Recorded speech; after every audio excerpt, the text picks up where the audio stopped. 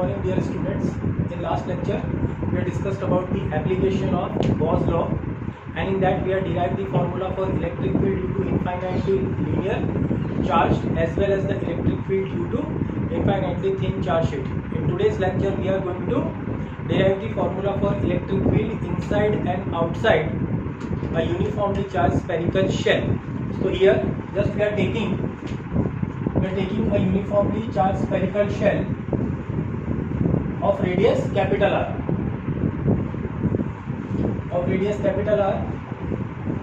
This is a uniformly charged shell. So what is the direction of the electric field? The direction of the electric field is radially outward, and this electric field is perpendicular to the surface, so that area vector and electric field are parallel to each other. The angle between the electric field and the area vector is 0 and cos theta is equal to 1. So whatever the amount of charge that we have given, that charge will remain on the surface. So Q amount of charge is present on the surface, and there is no charge found inside the shell. Okay, so we are taking the two cases. Case 1, we have to find out electric field inside a shell. So very first thing what you have to take a closed spherical Gaussian surface inside a shell. Closed spherical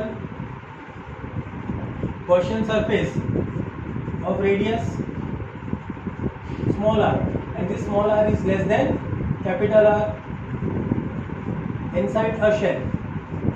And from the clearly we can say that given how much is the charge enclosed by the Gaussian surface, Q is equal to 0. So therefore electric field inside a charged spherical shell is also 0. So there is no electric field found inside a charged spherical shell. And case 2, now we have to find out electric field outside a shell. Then we have to take the electric field outside the shell. So what you have to take? You have to take a closed spherical Gaussian surface, this time of radius r, taking closed spherical Gaussian surface of radius small r, but this time small r is greater than capital R because it is outside this spherical shell. So how much is the charge? Charge enclosed by Gaussian surface, small q is equal to capital Q, because the amount of the charge present in this outer circle is Q. Okay, the charge enclosed by the Gaussian surface Q is equal to capital Q. Now using Gauss law,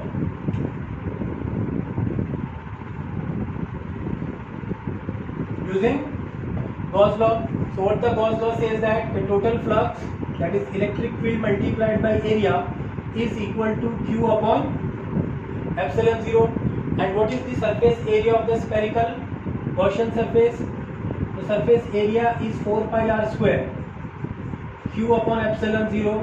So therefore electric field becomes 1 upon 4 pi epsilon 0 Q divided by r square. Or we can also write it is kq by r square. So this is the formula for electric field inside the electric field inside a charged spherical surface is 0, and outside it is given by kq by r. Here we have to take capital Q. So from this, and for in vector form, electric field is radially outward. It is represented with the direction of the r caret. And if we take a graph of E versus R is along x-axis, electric field is along y-axis. Okay, you can say that there is no electric field inside a shell, so therefore there is no electric field. Electric field remains maximum on the surface for r is equal to r, and then it is decreases as 1 by r square. proportional to 1 by r square. So this is the graph of electric field versus r. So once again we are taking a spherical Gaussian surface of radius capital R and q amount of the charge present on the surface of the spherical surface. There is no charge found inside the spherical shell, so therefore there is no electric field. When you take a spherical Gaussian surface outside, here small r is greater than capital R. The charge enclosed by the Gaussian surface is small q, that is equal to capital Q. Now using the Gauss law, flux is equal to electric field multiplied by area, q upon epsilon 0. The electric field and area of the spherical Gaussian surface is 4 pi r square. Small q is equal to capital Q.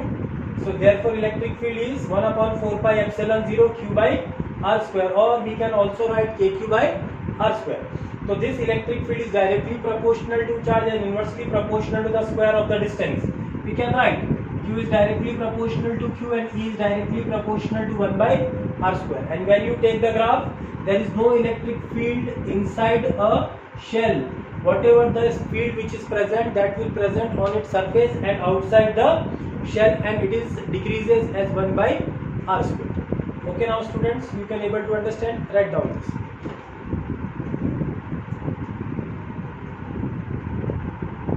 Go. Now continue with the application of the Gauss law. Okay, just we had completed the electric field due to the uniformly charged spherical shell inside and outside. In next topic we are taking electric field inside and outside a uniformly charged sphere. Okay, so here we are taking a uniformly charged sphere of radius capital R. Okay, and q is the amount of the total charge present on the sphere. Okay, and we are taking rho, that is charge per unit volume, or we can say that volume charge density of this charged sphere. So in first case we have to find out electric field inside the sphere, and in second case we have to find out electric field outside the sphere. So just we are taking electric field inside a sphere. So we know that we have to use the Gauss theorem. How much is the charge enclosed by Gaussian surface? Here we are taking one Gaussian surface inside the charged sphere of radius r. So charge enclosed by the Gaussian surface is q, and q we have to take the help of rho multiplied by volume v dash. So therefore the value of the q is equal to rho multiplied by 4 upon 3 pi small r cube. What you have to take? Small r cube. Why small r cube? Because you are taking the spherical surface which is inside a uniformly charged sphere. Therefore, so using Gauss law,